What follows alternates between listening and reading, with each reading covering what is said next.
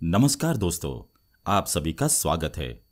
दोस्तों, आचार्य चाणक्य, महात्मा विदुर तथा महर्षि शुक्राचार्य ने स्त्रियों के विषय में कई नीतियों की रचना की है।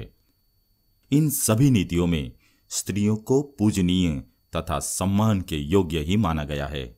शुक्राचार्य के अनुसार स्त्री घर की लक्ष्मी होती है।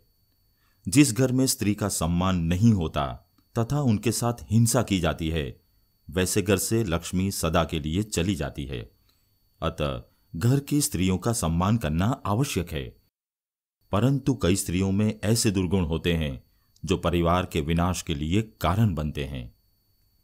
कहते हैं कि कोई स्त्री अगर घर को स्वर्ग बना सकती है तो वही स्त्री घर को नरक भी बना सकती है। स्त्रियों की सृष्टि रचिता स्वयं ब्रह्मा जी भी उन्हें ठीक से समझ नहीं पाए हैं। शुक्राचार्य ने स्त्रियों के विषय में कई नीतियों की रचना की है।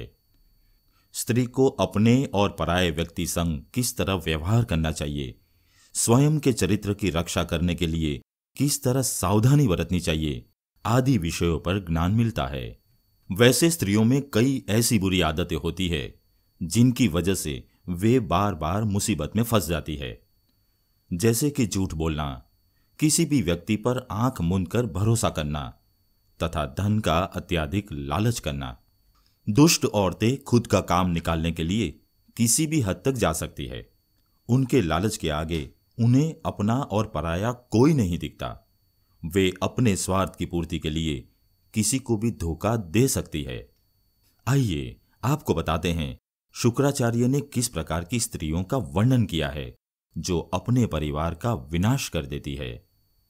लेकिन इससे पहले शुक्राचार्य जी ने बताए हुए ऐसे 4 कार्यों के बारे में बताएंगे जो किसी भी स्त्री और पुरुष को एकांत में ही करने चाहिए। वीडियो शुरू करने से पहले दोस्तों, अगर आपने चैनल को सब्सक्राइब नहीं किया है तो इसे सब्सक्राइब जरूर करें। साथ में वीडियो को लाइक जरूर करें, क्योंकि बाद में आप भूल जाते हैं। शुक्राचार्य के अनुसार स्त्री और पुरुष को ये कार्य एकांत में ही करने चाहिए। शारीरिक संबंध। शुक्राचार्य के अनुसार स्त्री और पुरुष को संबंध एकांत में ही करना चाहिए। आजकल मनुष्य की प्रवृत्ति पशु की तरह बनती जा रही है। वे मनुष्य पशु ही होते हैं जो किसी सार्वजनिक स्थान पर संबंध बनाते हैं। ऐसा करने पर बदनामी का सामना करना पड़ सकता है। पक्षियों में चतुर कौवे भी एकांत में ही प्रणय करते हैं। अतः कौवे की तरह मनुष्य को सहवास के लिए एकांत स्थान का चुनाव करना चाहिए। मलमूत्र का त्याग। मनुष्य को मलमूत्र का त्याग भी एकांत में किसी दुर्गम स्थान पर ही करना चाहिए, अथवा आज के समय में घर पर टॉयलेट में ही मलमूत्र का त्याग करना उचित माना गया है। सार्वजनिक स्थान पर मलमूत्र का त्याग करने से बीमारियां बढ़ती है। इसी कारण यह क्रिया मनुष्य को पशुओं से अलग बनाती है। व्यायाम। शुक्राचार्य के अनुसार व्यायाम करने के लिए किसी एकांत और शांत स्थान का चुनाव करना चाहिए, ताकि मनुष्य का मन शांत और स्थिर हो। जिस स्थान पर अनेक लोग हो, ऐसे स्थान पर चित्त स्थिर नहीं रहता और मनुष्य का मन व्यायाम से अधिक दूसरों पर होता है। इससे ठीक तरह से शारीरिक व्यायाम नहीं हो पाता। स्वास्थ्य और साधना।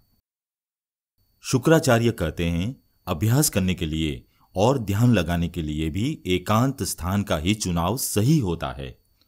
जहां पर शांति नहीं होती है, ऐसे स्थान पर अभ्यास में मन नहीं लगता और व्यक्ति का ध्यान बार बार भटकने लगता है। ऐसे में वह अभ्यास व्यर्थ हो जाता है। तो दोस्तों, ये थे वो 4 कार्य जो एकांत में ही करने चाहिए। आइए अब जानते हैं वह स्त्री के बारे में जो परिवार के विनाश का कारण बनती है। शुक्राचार्य कहते हैं, जो स्त्री अथवा पत्नी भाई भाई में, पिता पुत्र में तथा माता और संतान के बीच में भेद निर्माण करने का कार्य करती है, उनमें मन मुटाव उत्पन्न करने का काम करती है, वह अत्यंत निकृष्ट होती है। यह कार्य किसी भी रूप में उचित नहीं होता। ऐसी स्त्री स्वयं के स्वार्थ को साधने के लिए किसी भी हद तक जा सकती है। वह पुत्र को अपने माता पिता से तथा भाई को भाई से अलग कर देती है। बरसों से चला आ रहा उनका प्रेम और विश्वास कुछ ही दिनों में टूट जाता है। ऐसी स्त्री कई प्रकार के षड्यंत्र रचकर उनमें द्वेष निर्माण करती है और मूर्ख पुरुष ऐसी स्त्री की बातों में आकर परिवार का विनाश कर देते हैं। अतः ऐसी स्त्री पर कभी विश्वास ना करें। तो दोस्तों, शुक्राचार्य की इस नीति पर आपकी क्या राय है, हमें कमेंट में जरूर बताइए। वीडियो पसंद आया हो तो एक लाइक जरूर करें। धन्यवाद।